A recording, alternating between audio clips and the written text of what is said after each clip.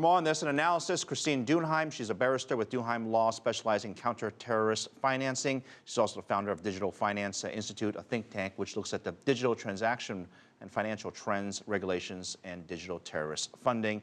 A lot of things you're watching. Let me get to the first point. Welcome to the show. This idea of stopping the terrorists, and I guess part of stopping them is cutting off the money. Does this make sense to you? Yeah, absolutely. I mean, I heard the earlier piece where part of the strategy was to attack them on the digital front, which is positive news. Definitely will go halfway. But at the moment, though, we're facing a situation where they continue to be heavily funded internally and, from what we can tell, externally. And so I think part of the funding piece to deal with a group like ISIS and to stop other terrorist groups from becoming as prominent as they have is to go after the funding, for sure. It's a really important piece. In your opinion, why has these groups, specifically ISIS, gotten the, I guess, notoriety they've had and sort of the strength that they have? I think a lot of people are surprised by the speed and the strength. I think two things happened. One is that they're incredibly savvy on the digital front, and what I mean by that is in social media. They started a long time ago, long before we even realized, on Twitter. I mean, they're phenomenal on Twitter.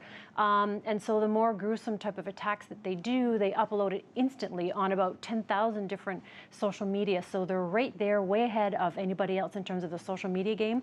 And we lost a lot of advantage on that because I think we weren't aware of it. Digital terrorism is a really new thing, as is digital terrorist financing, frankly. So we've lost a bit of ground in terms of keeping up to speed with that, and it's good to hear that, you know, the world and the Western powers will now focus much more strongly on that front to combat terrorist groups. And then on the terrorist financing side, I think we've fallen behind in terms of the regulation and the enforcement of terrorist financing around the world with Western financial institutions. We've focused a lot on anti-money laundering and let the terrorist financing side slip. And I think now there's a whole refocus on what we need to do to make sure that we're up to speed on what terrorist financing is and how to prevent it and how to prevent another ISIS from happening in, you know, in 5 to 10 years or less in our lifetime. Back to the economics of it, the spokesperson for the U.S. State Department came under some heat recently for insinuating essentially that the lack of jobs or lack of opportunities had something to do with individuals basically gravitating towards these organizations. I just want to get your thoughts on that. I think that that's true. It's a really complicated analysis to figure out really what motivates a person to become radicalized, and I think lack of economic opportunity is one of them. And I think as well what we're facing is a huge problem of a lot of people that are displaced in refugee camps as a result of the ISIS situation, and that's sort of a hotbed of terrorism that might happen in the next couple of years unless we can turn that around and bring some economic opportunities to that area as well. So it's not just a problem in the West. I think it's a problem that we need to solve as we have displaced peoples caused by terrorism. So we've got a number of groups more recently that we've talked about, at least in the media: Al-Qaeda, Boko Haram, and of course ISIS. Is there any similarities from your perspective? They're all in 3 different areas. What is the similarity that they all have together?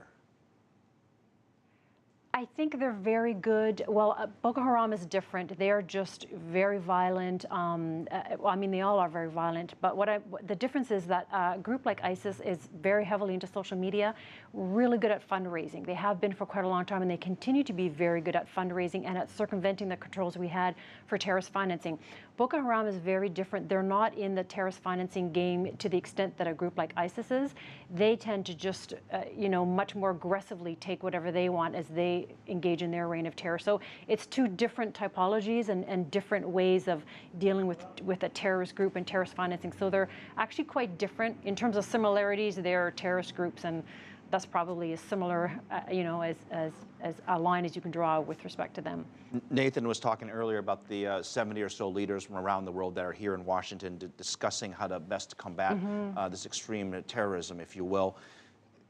When the statement comes out, inevitably it will, what points would you look for that you would say, hey, that's a good idea, that's what I'm looking for to fight this? I think that we need to go back to the Financial Action Task Force, which is the body that sets counterterrorism policy for all the Western countries, for around the world, really.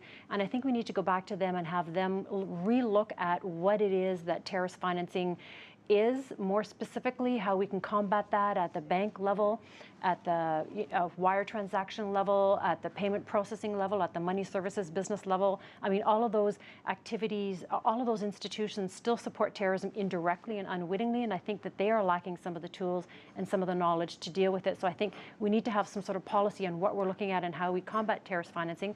And then I also think the really important piece is going to be how we deal with social media and how we engage as a defensive mechanism for digital terrorism, because I think we need to really look at that piece and have some strong interception in terms of making sure that children don't get radicalized to join a group like ISIS.